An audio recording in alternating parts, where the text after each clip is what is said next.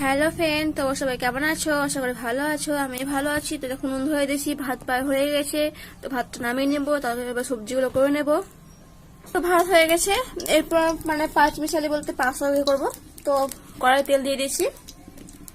Pasta করার জন্য আলু নিয়ে এনেছি, আর শিম নিয়ে এনেছি, গাজর নিয়ে এনেছি, আর সজনে ডাঁটা নিয়েছি। আর এতে আছে কুমড়ো আছে, মিষ্টি কুমড়ো, বেগুন আছে, আর মটরশুঁটি আছে। এইগুলোকে তেলে ভেজে নেব। তো তেলটা গরম হয়ে গেছে, এরপর আলুগুলোকে কষে নেব। তো আলু আলাদা করে কষে নেব, একসাথে কষবো না।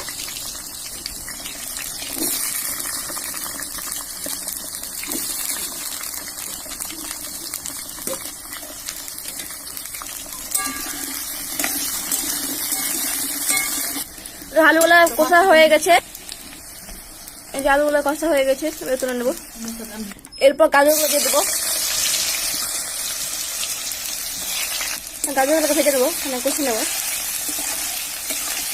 তো গাজরগুলো ভাজা হয়ে গেছে, এবার গাজরগুলো তুলে নেবো। তো গাজরগুলো ভাজা হয়ে গেলে এবার সিমগুলোকে ভেজে নেবো। ততক্ষণ সিমটা মানে ভেজে নেই, মানে তেলে ভাজা হোক, ততক্ষণ ডালটা বেটে নেবো। তো এইদিকে হবে বিউলি কলাইয়ের ডালের বড়া। তো দেখো বেটে নিচ্ছি।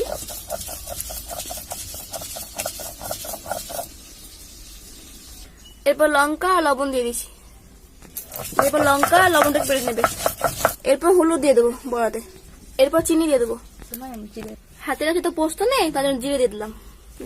ভালোভাবে মেখে নেবে। দেখুন কিভাবে ফাটছে ডাল থেকে। এরপর ডালটাকে তুলে নেবো। ওইদিকে ডালটা বাটা হয়ে গেছে বড়টা। তো এবার সিমগুলোকে তুলে নেবো, ভাজা হয়ে গেছে। সিমগুলোকে ভেজে তুলে নিচ্ছি, আর ছুটি করে দিয়ে দেবো, মানে সজনে ডাঁটাটা। এটাকে হালকা করে ভেজে নেবো। এই দেখুন দুটো বুনো, এই পুচকি বুনোটা এত বদমাস না। এই যে ভাজা হয়ে গেছে, খুব বেশি ভাজে নেই, এবার তুলে নেবো। এই যে তুলে নিয়ে, তো তেলটা বেশি আছে সেজন্য বড়টা ভেজে নেই। তারপর কুমড়ো বেগুনটা পরে ভেজে নেবো। তো এখন বড়াটা করে নেই, বিউলি কলাটাকে বড়াটা। বড়াগুলো একদিক মানে লাল হয়ে গেছে, তো বড়াগুলো আবার উল্টে দেয় না, যেটা হয়নি সেটা করে দিলাম। দেখুন বড়াগুলো ভাজা হয়ে গেছে, তুলে নেবো বড়াগুলো উপর। বড়াগুলো ভাজা হয়ে গেছে, এবার কুমড়ো বেগুন আর মটরশুঁটি ভেজে নেবো। আসলে তেলটা বেশি ছিল তো সেজন্য বড়াগুলো ভেজে নেবো আগে। এরপর এগুলোকে একসাথে কষে নেবো। কে গো আমার বুনু? দেখুন দিদি ঘরে ঢুকে গেছে, দরজা লাগিয়ে দিয়েছে, ও ঢুকবে। ওগুলো খুলো, দরজাটা খুলো, ওগুলো খুল। দেখুন তরকারিটা কষা হয়ে গেছে, তরকারি নামিয়ে নেবো এবার। এরপর কড়াই তেল দিয়ে দেবো। এরপর পেস্ট দিয়ে দেবো, পেস্টটাকে ভেজে নেবো। এরপর তেজপাতা দিয়ে দেবো। এতে এসে আদা, জিরে, লঙ্কা, রসুন আর অল্প সর্ষে দিয়ে বেটে নিয়েছি। পেস্টটা ভেজে নেই, তারপর মশলাটা দিয়ে দেবো। এরপর টমেটো দিয়ে দেবো। এরপর মশলা দিয়ে দেবে। এরপর হলুদ দিয়ে দেবে।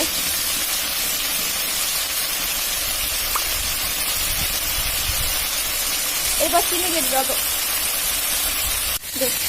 এরপর চিনি দিয়ে দেবে।